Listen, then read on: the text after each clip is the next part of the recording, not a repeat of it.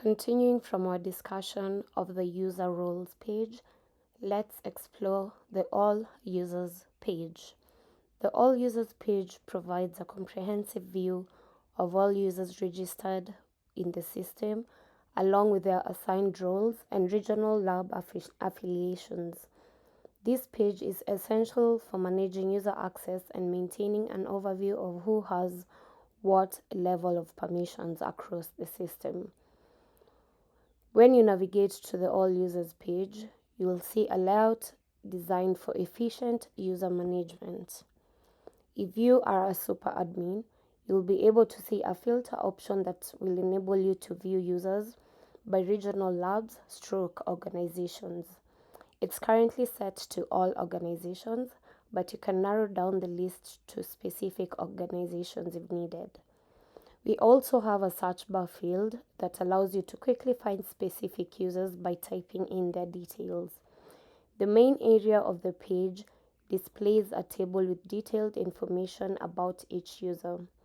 The columns are as follows, as you can see over here. A crucial part of this table is the roles column that displays the roles that have been assigned to a specific user. The Actions column provides options to manage role and activate or deactivate these accounts, giving administrators quick access to modify user permissions or account status.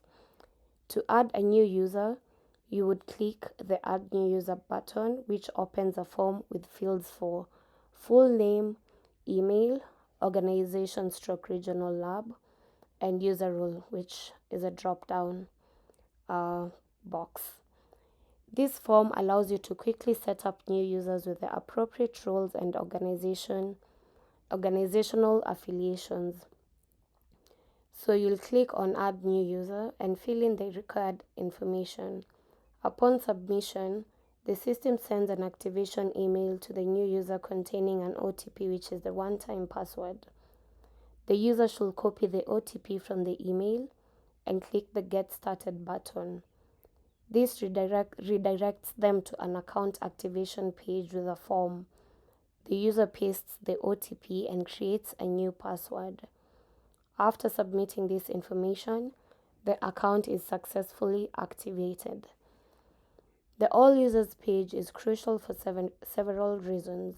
These are user management. It provides a centralized location to view and manage all system users. Role assignment. Admins can easily see and modify the roles assigned to each user, ensuring appropriate access levels. And account status monitoring, where inactive accounts can be quickly identified and activated when needed.